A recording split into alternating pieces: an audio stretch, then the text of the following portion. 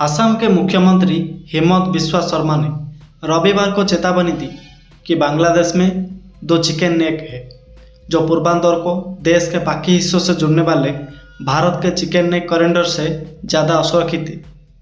ये बांग्लादेश की अंतरिम सरकार के मुख्य सलाहकार मोहम्मद यूनुस द्वारा मार्च में चीन की यात्रा के दौरान कही गई उस बात के 2 महीने बाद आया है, जिसमें उन्होंने कहा था कि बांग्लादेश भारत के 7 भूमि बौद्ध पूर्वांचल राज्यों के लिए महासागर का एकमात्र संरक्षक है।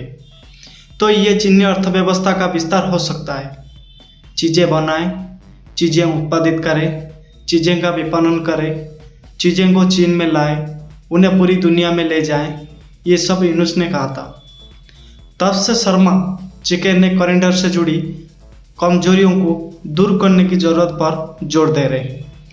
असम, अरुणाचल प्रदेश, मणिपुर, मेघालय, नागालैंड, मिजोरम, त्रिपुरा और सिक्किम के पूर्वांचल राज्यों की सामूहिक रूप से बांग्लादेश के साथ 1596 किलोमीटर लंबी अंतर्राष्ट्रीय सीमा, चीन के साथ 1395 किलोमीटर लंबी सीमा, म्यांमार के साथ 1640 किलोमीटर लंबी सीमा, भूटान के साथ 455 किलोमीटर लंबी सीमा और नेपाल के साथ 97 किलोमीटर लंबी सीमा है। ये राज्य भारत के बाकी हिस्सों में सिर्फ 22 किलोमीटर लंबी जमीन की पट्टी के जरिए जुड़े हुए हैं, जिसे चिकन नेक कॉरिडोर कहा जाता है। रविवार को एक्स पर एक पोस्ट में शर्मा ने कहा, जो लोग आदतन चिकन नेक कॉरिडोर पर भारत को धमका दे रहे थे, उन्हें ये तथ्य भी ध्यान में रखने चाहिए कि बांग्लादेश के पास अपने 2 चिकन नेक हैं, दोनों ही कहीं ज़्यादा कमजोर है। पहला है 80 किलोमीटर लंबा उत्तरी बांग्लादेश कॉरिडोर, दक्षिण दिनाजपुर से दक्षिण पश्चिम गारो हिल्स तक। यहाँ कोई भी व्यवधान पूरे रंगपुर डिवीजन को बांग्लादेश के बाकी हिस्सों से पूरी तरह से अलग कर सकता है।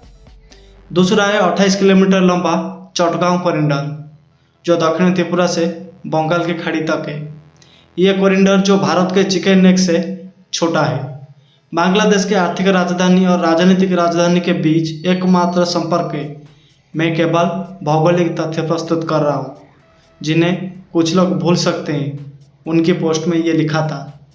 शर्मा ने शनिवार को नीति आयोग की बैठक में पूर्वांचल में कनेक्टिविटी बढ़ाने की आवश्यकता को भी उठाया था, जहां उन्होंने अपने कार्यालय के अनुसार समर्पित परिवहन और लॉजिस्टिक कॉरिडोर, अंतर्निदेशिक जलमार्ग और महत्वपूर्ण रेलवे बुनियादी ढांचे के पुनरुद्धार, माल ढुलाई सब्सिडी और उद्योगों के लिए लंबी दूरी के प्रोत्साहन, उचित लागत समानीकरण तंत्र के साथ सस्ती और विश्वसनीय बिजली की वकालत की थी।